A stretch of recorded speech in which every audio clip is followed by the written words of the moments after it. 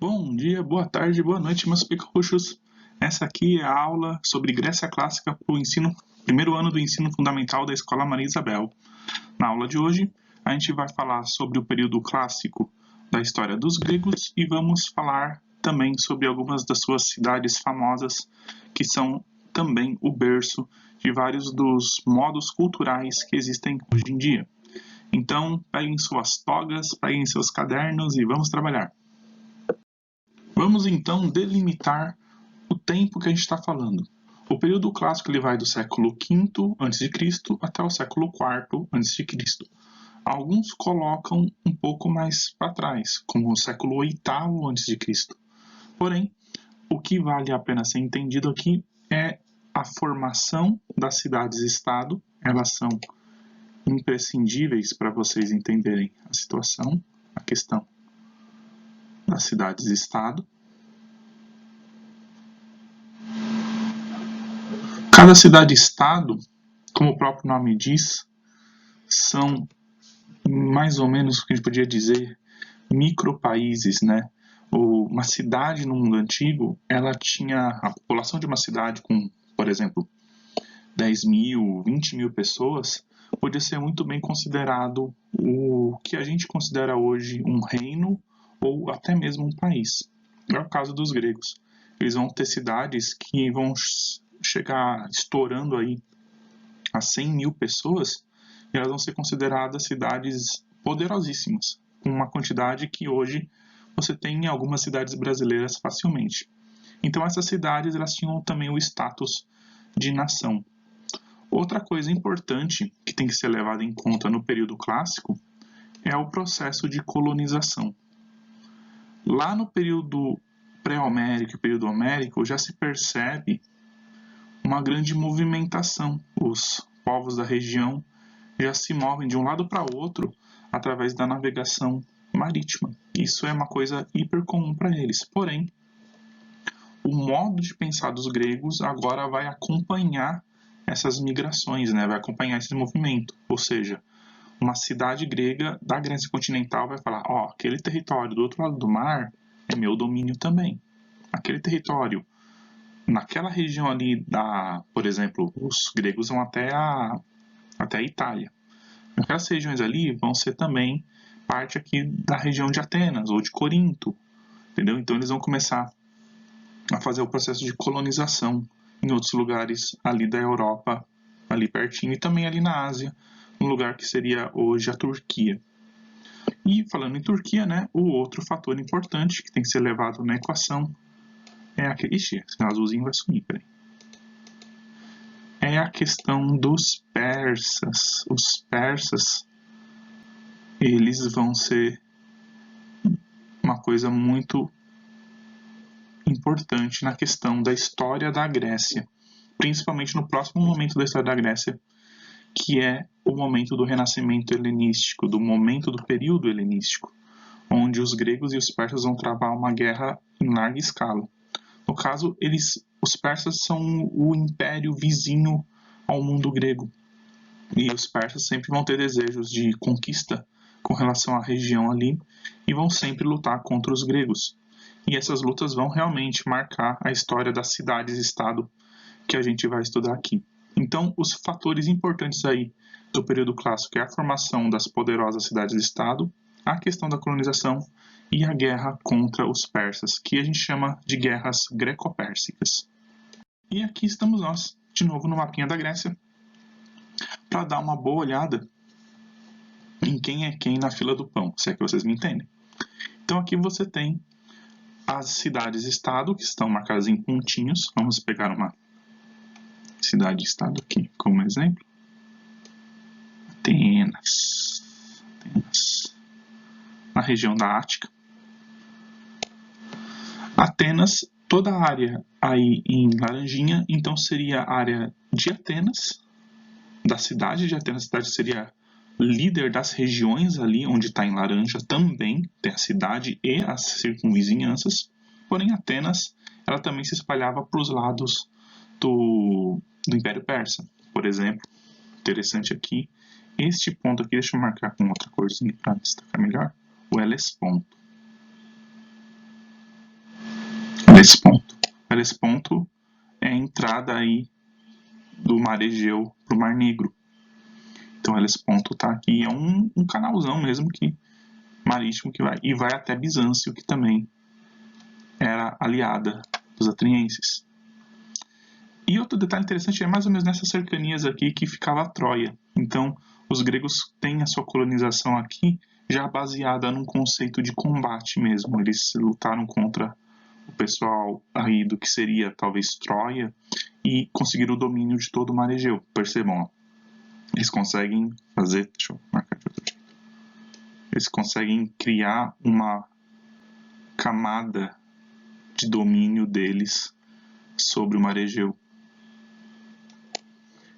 Então esse controle náutico dos atenienses vai ser bem famoso. Já na Grécia continental, você tem aqui Esparta, né? A famosa cidade de Esparta. Bem aqui. Que fica incrustada dentro do continente, né? Fica na parte continental, que a gente chama essa parte continental de Peloponeso.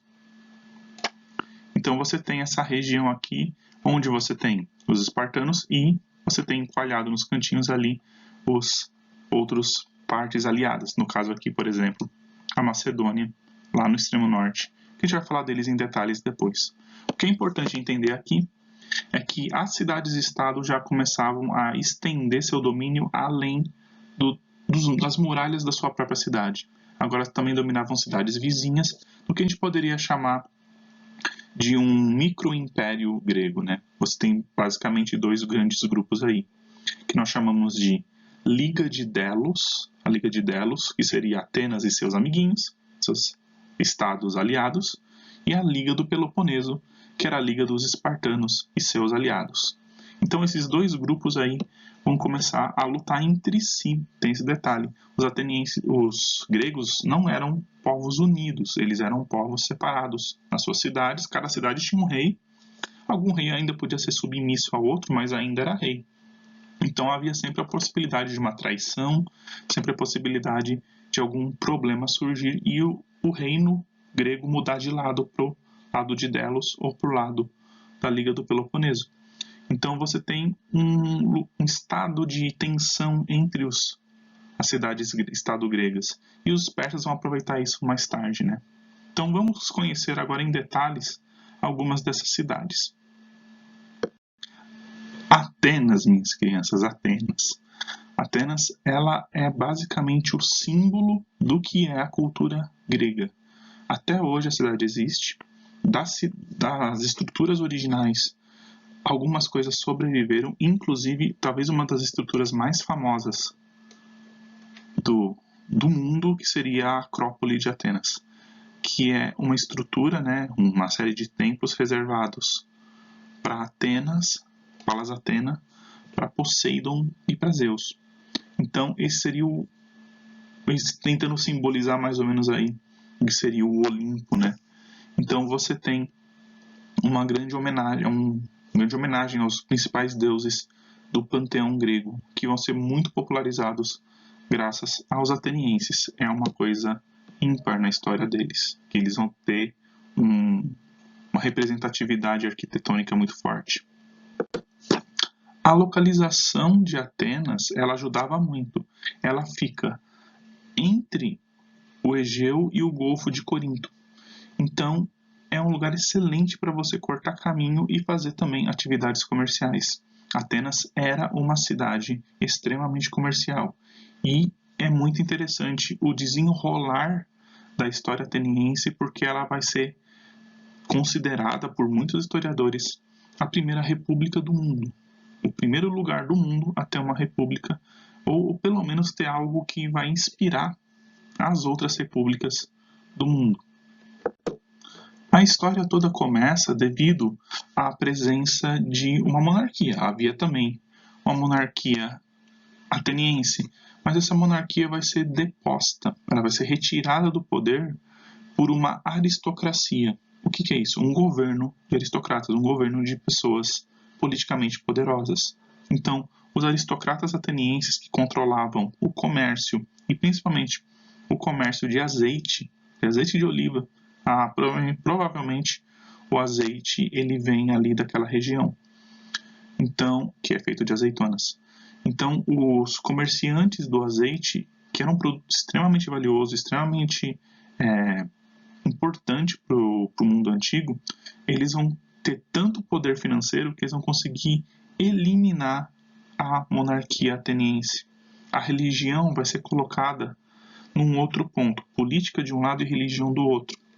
Numa coisa que a gente poderia até chamar de Estado laico, mas não é bem o caso. A religião nunca deixou de ser importante para os atenienses. Eles sempre fizeram seus rituais, sempre rezaram para seus deuses, mas negócios à parte.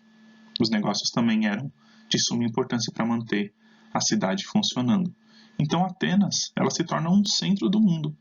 Muitos povos vão visitar a cidade pelos mais variados propósitos, para comprar o valioso azeite dos atenienses, para conhecer a sua arquitetura. Sim, existia já turismo nessa época. Turismo religioso era comum para você ir visitar a Acrópole de Atenas, a cidade alta de Atenas, para os rituais. Eles haviam rituais que demoravam dias. Por exemplo, um dos rituais mais famosos dos atenienses era o sacrifício ritual de dezenas e dezenas de bois para Zeus e para Poseidon. E isso virava uma baita de uma churrascada de alguns dias ali. Então era uma festa muito, muito visitada e muito requisitada. A galera queria aproveitar para comer um churrasquinho também. Você tem muito disso em Atenas. Outro detalhe é que em Atenas você já tinha o surgimento de uma grande quantidade de filósofos. E os filósofos, a nova profissão que os gregos tinham inventado, começa a se popularizar muito no mundo antigo. Muitos povos começam a ver as vantagens de separar indivíduos apenas para que eles escrevam pensamentos e para que eles idealizem novas políticas e novas maneiras de pensar. É isso basicamente que um filósofo faz. Ele pensa novas maneiras de pensar. E a Praça de Atenas, a Ágora de Atenas, que depois vai virar o Fórum de Atenas, ela vai ser o berço desse tipo de pensamento. Inúmeros filósofos super famosos vão ser oriundos de Atenas, como por exemplo o grande Aristóteles. Aristóteles ele é um ateniense e inclusive vai ser professor de alguns reis. Então é importante entender que Atenas não era só o poder do dinheiro, ela era o poder mental dos gregos. Coisas como política, república, discurso, diálogo, são coisas inventadas por gregos atenienses. Outro fator interessante sobre a cidade de Atenas é que ela se tornou uma cidade imensa em termos populacionais. No seu auge, ela chegou a 100 mil pessoas. 100 mil pessoas. Tendo um sistema bem simples ainda, né? Comparado ao que a gente tem atualmente, mas muito funcional. Havia um grande mercado na avenida principal da cidade. Havia a Acrópole, como vocês estão vendo aqui, né? Deixa eu mostrar aqui. Havia a Acrópole de Atenas. E nessas grandes avenidas se formavam feiras. Ai, escorregou. Peraí, deixa eu voltar. Formavam-se feiras, né? Essas feiras dos mais variados produtos. E é um ponto de encontro de produtos, porque você podia trazer os produtos da sua nação para esse lugar. Por exemplo, era muito comum a gente ver, se você pudesse voltar no tempo, a gente vê coisas vindas do Egito, coisas vindas da Itália, coisas até vindas da Pérsia, que acabavam sendo trazidas até mesmo na base do tráfico. Então, e é lógico, um fator extremamente importante sobre os gregos, o mercado de escravos. Os gregos faziam escravos para poder fazer sua produção ser mais eficiente, através do escravo de guerra, ou seja, eles travavam confrontos contra outros povos e os indivíduos capturados na guerra, eles eram transformados em escravos, vendidos mesmo como mão de obra barata. Ao perceber isso, outros povos começaram a oferecer escravos aos gregos e vice-versa. Por exemplo, um mercador de azeite que quisesse expandir seus negócios, ele ia comprar um escravo egípcio para que falasse egípcio, para poder ter uma comunicação com potenciais compradores egípcios. Ele ia ter um escravo que falava persa, ele ia ter um escravo que falava trácio, macedônico e por aí vai. Por aí vai. Ou seja, a escravidão tinha inúmeras funções além do trabalho forçado.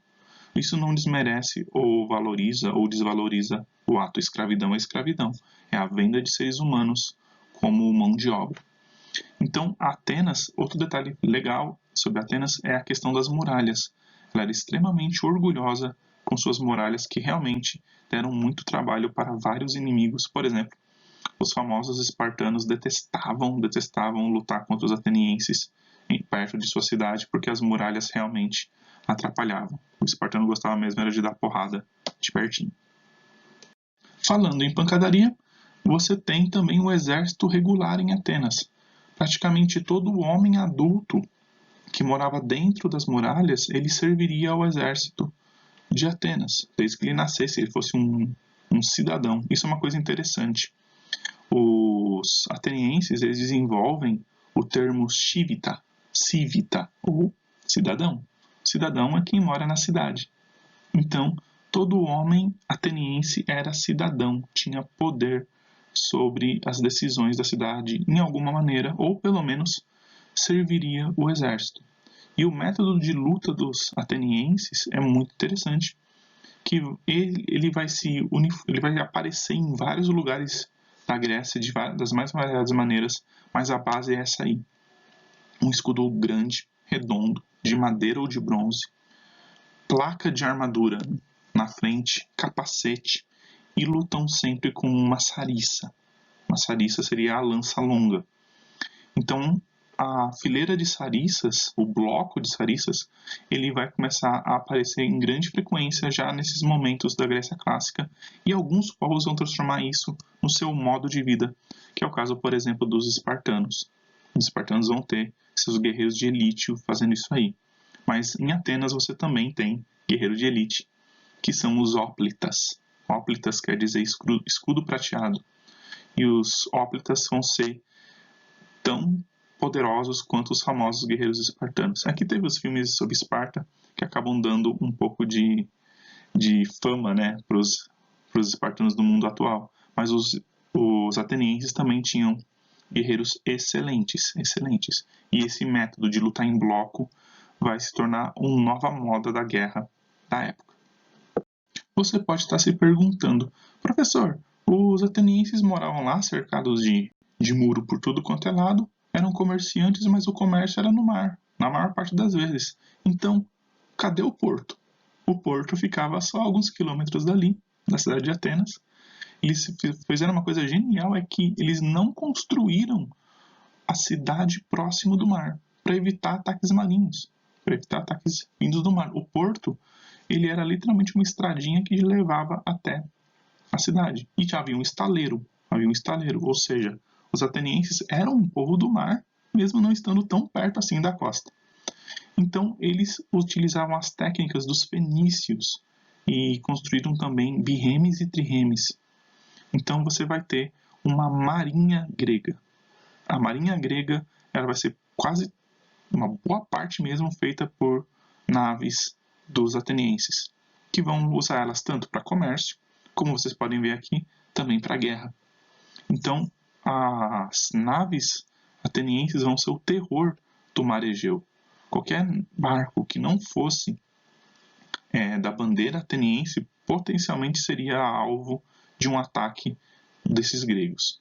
Então, aí vocês veem o poder, né, das remes e birremes e triremes que vão cruzar o mar. E eram as coisas mais rápidas que você tinha na época. Realmente, um feito de engenharia naval que até hoje é estudado e tenta se copiar os modelos com níveis variados de sucesso, mas o importante é que eles eram os senhores do mar naquele momento. E cá estão eles, né? Os famosos espartanos.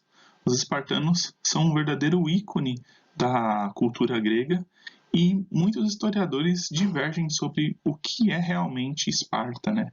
Porque Esparta pré-homérica, será que a gente pode chamar aquele povo de grego?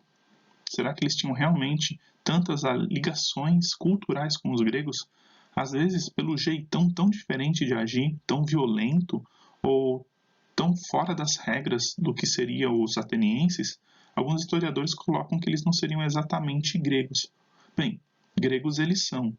A cultura deles, a linguagem, era muito, muito similar à dos outros povos, mas também eles são um caso à parte na cultura dos gregos, porque eles têm sim características extremamente interessantes e relevantes e diferentes do restante da Grécia continental. A mais famosa é a ferocidade de seus guerreiros, a força de seu exército e o jeito como eles treinavam. Mas de restante, eles vão rezar para os mesmos deuses, eles vão lutar ao lado dos outros povos gregos nos momentos em que a Pérsia vai atacá-los. Ou seja, os espartanos são realmente um ponto a ser observado com atenção. Comecemos então pela cidade de Esparta. Há pouca coisa sobre o que foi a cidade em si. Temos poucas ilustrações, mas a ideia principal é que a cidade de Esparta ela tinha uma acrópole, tinha uma pequena acrópole, uma cidade alta. Nessa cidade alta ficavam os cívitas de Esparta, e cercando a cidade você tinha outros vilarejos, e a gente chama até de tribos, de outros povos conquistados. Os espartanos eram um povo extremamente conquistador. Eles vão vencer, né, todas as tribos ali do Peloponeso e até um pouco além. E isso vai marcar a história deles. Um exemplo interessante é a questão dos dórios e dos ilotas, que vão ser povos que, inclusive, são parentes, aparentados dos espartanos. A Esparta não era chamada de Esparta pelos outros povos, eles eram chamados de Lacônia. Tanto que nos escudos dos soldados de elite espartanos havia um L de Lacônia. Então o povo de Lacônia vai subjugar os outros povos e aí eles vão se expandir. Havia alguns rios na região e eles vão pegar a interseção desses rios para construir a sua cidade e a acrópole deles, né? E aí surge uma sociedade guerreira, uma sociedade que preza a luta e em vários aspectos, né? Outras sociedades também eram assim, como por exemplo, temos na cultura viking, você tem esse aspecto guerreiro, você tem na cultura romana esse aspecto guerreiro. Então, mas esses são posteriores. Os espartanos são bem pioneiros na literatura, né, sobre isso. Muita gente coloca isso também, que a gente não conhece outros grandes povos guerreiros por falta de literatura. E isso é uma coisa que também se perde quando se fala de Esparta. Falam de Esparta como um bando de abrutalhados. Não, eles tinham filósofos. Eles tinham matemáticos, eles tinham bibliotecas, eles tinham tudo que os outros gregos tinham. Eles tinham conhecimento escrito, eles transmitiam conhecimento escrito. Então, é um povo avançado. Porém, o aspecto militar da vida deles era extremamente forte. Desde criança, um espartano ele era colocado para lutar. Desde na juventude, que não havia transição da juventude, da criança para a adolescência, era da criança para o adulto. A juventude já era considerado uma idade adulta. Então, os jovens espartanos, tanto homens quanto mulheres, praticavam as artes da guerra desde cedo, cultivavam um corpo forte para eventuais combates futuros. E eles sonhavam com isso, a ideia de lutar guerras poderosas e conquistar territórios e riquezas, essas coisas eram um modo de vida deles, em vários aspectos. Isso é um pensamento imperialista. Então os espartanos podem ser considerados guerreiros de tendência imperialista. A arqueologia tem muito a dizer sobre os espartanos e seus costumes, além da literatura. A cidade de Esparta, até onde nos consta, ela devia ser extremamente arborizada para diminuir a temperatura, que a Grécia tem umas temperaturas bem ferradas no verão. E a cidade provavelmente era uma cidade, pelo menos a Acrópole, né? Era uma cidade onde as famílias dos guerreiros faziam atividades esportivas o tempo todo. Temos, por exemplo, além da ágora, né, você tem o ginásio, que é a imagem que vocês estão vendo aí. É uma das imagens que a gente tem através da arqueologia sobre como os espartanos praticavam atividades físicas. No caso, eles usavam o hipódromo deles não só para corridas de cavalos, mas também para atividades físicas como corridas e disputas de força. Devia ser uma vida muito intensa nesse sentido. Sabemos que homens e mulheres se exercitavam todos os dias, praticando exercícios físicos mesmo, como levantar pesos e correr. Era um hábito comum da elite, né, dos espartanos. Então, você tem uma sociedade voltada para o corpo também. É lógico, de novo, você tem filósofos, você tem matemáticos, você tem o pessoal praticante da política, mas essa aristocracia dos espartanos ela não é voltada para o comércio. Para ter uma ideia, o comércio ele nem era praticado por toda a sociedade. Apenas as mulheres praticavam comércio. Isso é uma coisa interessantíssima. O papel feminino em Esparta ele é bem diferente do papel feminino em Atenas. As mulheres espartanas eram, de certo modo, um pouco mais livres. Elas tinham mais papel dentro da sociedade, dentro da casa, dentro de tudo. Então, nem tanto na política, mas no comércio, por exemplo, você tinha atividades assim. Tinha caça de homem comerciante, mas as mulheres faziam isso quando os homens iam para a guerra. Então, você tem uma diversidade interessante por um lado e você tem uma opressão terrível pelo outro. Era um povo extremamente escravista e era escravidão por combate. Eles pegavam as pessoas realmente e as vilas e as tribos em volta deles eram presas por um autoritarismo horroroso que se tentassem migrar ou tentassem não pagar os impostos eram massacrados pela enorme força guerreira dos espartanos. Como as guerras de conquista eram um dos modos de vida dos espartanos, é natural que eles tenham vivido evoluções de tecnologia de combate. Então aqui vocês estão vendo vários tipos, né, de espartanos através dos tempos. Desde armaduras de uniformes militares extremamente simples, como um escudo e um capacete. Também temos registros de que eles combatiam nus, só com escudo e lança. Só escudo e lança e vontade de lutar. Até o uso da loriga e o uso de uma segunda espada, ou uma coisa parecida com um gladius ou um khopesh. Khopesh é aquela espada que ela forma um arquinho depois, né? Ela tem o cabo, a lâmina e forma um arco. Isso é um khopesh. Então você vai ter esses tipos de armas e armaduras lá. Outra coisa fascinante e muito marcante na história dos gregos é o capacete fechado com proteção para o nariz. E ele pode ser usado tanto assim como o moço aí está usando em forma de... Aqui, ó. Esse moço está usando levantado, né? Ou seja, como se fosse um bonezinho. Mas ele também pode fechar ele. E aí todo mundo na fileira junto com ele tem a mesma cara. Tem o mesmo rosto. E isso é uma coisa que psicologicamente é muito interessante em campo de batalha. Eles vão adotar também o modo de lutar lado a lado com os escudos, um do lado do outro, para aumentar a proteção. E essa fileira, né, a parede de escudos, que vai ser super famosa e super utilizada, basicamente, até o século XV. Você vai ter o uso de paredes de escudo em vários povos. Só mesmo quando surgiram as armas de fogo é que as paredes de escudo começaram a desaparecer. Porque antes disso, montar um bloco fechado de guerreiros e avançar sobre seu inimigo era a melhor maneira de evitar danos aos seus soldados. O escudo protegeria e você, e talvez até um cara na fileira de trás, poderia espetar o inimigo com a sua lança. Só mesmo com o surgimento das armas de fogo, esse tipo de pensamento de guerra começou a cair. E só vai acabar de vez a ideia de bloco de guerra, de movimentação com grandes grupos de soldados um do lado do outro, na Primeira Guerra Mundial no século XX, em 1914, quando as metralhadoras começam a vencer. Antes disso, marchar em bloco era normal e, no mundo antigo, os espartanos foram considerados, com certeza, um dos povos mais perigosos do mundo nisso. Imagina, você é treinado basicamente desde criança a lutar e combater em grupo. Quando você for um indivíduo adulto de uns 30 anos de idade, você já é uma máquina de matar, porque você já sobreviveu algumas guerras, no plural.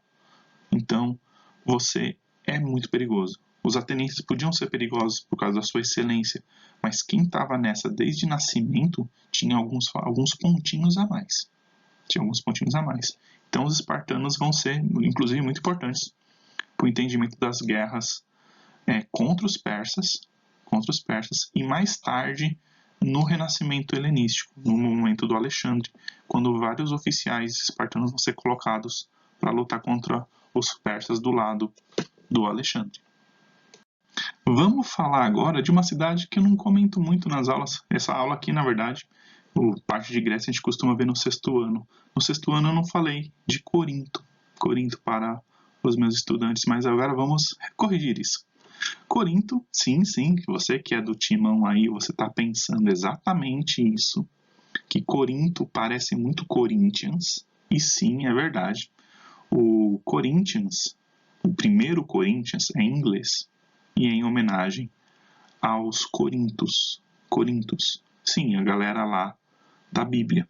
Na Bíblia tem cartas de Paulo aos Coríntios, que é, na verdade, o apóstolo Paulo, ele escreve textos para a cidade de Corinto. Essa cidade de Corinto aí, que vocês estão vendo.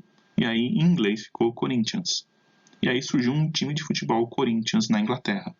E aí, aqui no Brasil, em homenagem ao Corinthians da Inglaterra, surgiu o Coringão aqui do Brasil. Então, você tem uma ligação, você que é torcedor do Corinthians, você tem uma ligação distante com uma antiga cidade de estado grega. Pode apostar. Aí é Corinthians, mano. Então, Corinto é uma cidade que fica entre Esparta e Atenas, ali na meiuca, e que vai ficar sempre assim, tipo, pra que lado eu vou nessa briga? Porque ela não fica num lugar fácil, não. Ela fica no istmo do Peloponeso. Deixa eu mostrar pra vocês. Aqui. Desse lado aqui, deixa eu fazer aqui. Esse lado aqui é o Peloponeso. Mais pro sul fica Esparta. Desse lado aqui é a Grécia continental, mais pro norte, né? E aqui, ó, tá bonitinho Atenas. E Corinto tá aqui. Beleza, para que lado Corinto vai viver? Para que lado Corinto vai trabalhar? Para os atenienses ou para os espartanos? Ele vai, ao passar da história, ele vai mudando de lado. Mas ele tem o controle sobre essa área, o istmo do Peloponeso. Lógico que você sabe que um istmo é uma porção de terra com água por dois lados. Então, nesse ponto, daria para você sair da região do Egeu e chegar na região do Golfo de Corinto. Você poderia passar. E o problema é que não tem um caminho por água aqui, é tudo terra. Então, os corintianos tiveram uma ideia muito interessante para poupar trabalho de todo mundo. Então, eles passavam os barcos pelo istmo pela terra.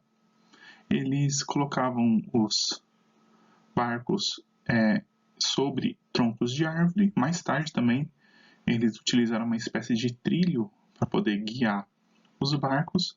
E naquela extensão, são poucos quilômetros, eles conseguiam atravessar. Ou seja, o que demorava vários dias para fazer a travessia por todo o Peloponeso, eles conseguiam fazer em poucos dias ali, atravessando os barcos pelo Estreito de Corinto. É lógico que eles cobravam um pedágio para poder fazer esse serviço.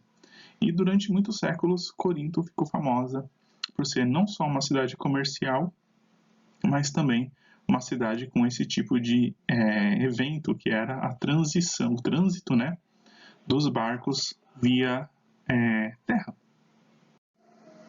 Essa é a região hoje, como vocês podem ver, né, o Estreito de Corinto ele foi finalmente cortado, ele finalmente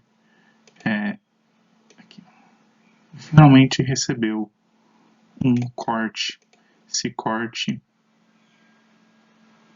permite agora que você saia do mar Egeu e entre no Golfo de Corinto. Isso foi feito já na nossa época, na época contemporânea. Alguns povos tentaram, se não me engano, os romanos e o Império Napoleônico tentaram fazer a construção, mas ela só foi concluída agora na nossa era. E aqui está, ó, ela foi escavada, né? Foi completamente escavado e não é muito fácil passar. Existem alguns planos para aumentar e fazer barcos maiores passarem, mas como vocês podem ver, é bem fundo, tem uma certa correnteza, inclusive, e apertadinho, né? Então vai precisar de um bom trabalho, bastante dinamite, para resolver esse ponto. Mas é interessante que desde a época dos gregos antigos, eles já pensavam em fazer essa obra, que agora só foi realizada nos tempos modernos. O que conclui o período clássico dos gregos são as guerras greco-pérsicas, ou seja, as invasões em larga escala que os persas, o Império Persa, que fica ali na Ásia, no Oriente Médio, ele vai empreender contra os gregos. E Dario I, Dario II, Xerxes, eles vão ser reis persas que vão lutar contra os gregos. Então, eles é que vão concluir, né, o período clássico. Até esse momento, os gregos praticamente lutavam entre si e contra eventuais invasões dos persas em seu território. Mas aí, com a grande invasão persa feita por Xerxes, e mais tarde a contraofensiva do Alexandre da Macedônia contra o Dario II, vai encerrar o período clássico dos gregos. Depois desse período, você tem o que nós chamamos de renascimento helenístico, ou período helenístico, que é quando o que é ser grego vira moda. E aí você tem finalmente a cultura grega se espalhando pelo mundo. Mas isso é tema para a próxima aula. E é isso por enquanto, meus pecorruchos. A gente terminou a parte agora de Grécia Clássica e na próxima aula a gente já vê Grécia Helenística. Então eu vou deixar uma perguntinha aí no Classroom para vocês responderem e, se não me engano, ou na semana que vem ou na outra, eu já passo a continuação, tá bom? Então fiquem bem, usem álcool em gel, usem máscara e até mais.